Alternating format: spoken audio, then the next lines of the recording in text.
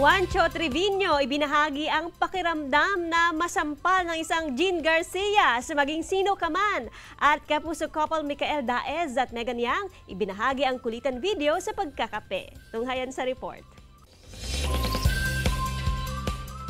Not once, not twice, but thrice.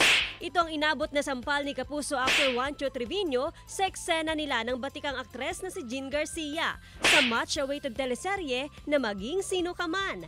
Nakakaaliw na ibinahagi ni Juancho ang isa sa proudest moments daw niya bilang artista, ang masampal ng premiere kontrabida. Sa video, sinampal ng batikang aktres si Juancho habang siya ay nasa wheelchair. Matapos ang 2 take, inulit ang sampal dahil nagkaroon ng audio problems. Mula sa direksyon ni Enzo Williams, ang Maging Sino Ka Man ay isang special limited series na tatakbo ng 8 linggo. Ipapalabas ito ngayong Setyembre sa GMA Telebabad.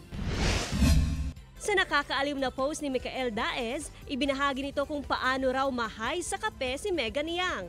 Game naman ang aktres na umarte na tila hyper at nanginginig na dahil sa caffeine overdose. Pero katuwaan lang daw ito.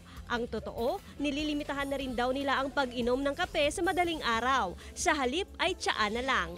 Aktibo ngayon sa mga project ang kapuso couple gaya ng The Royal Blood. Joan Punsoy para sa Mornings with GMA Regional TV.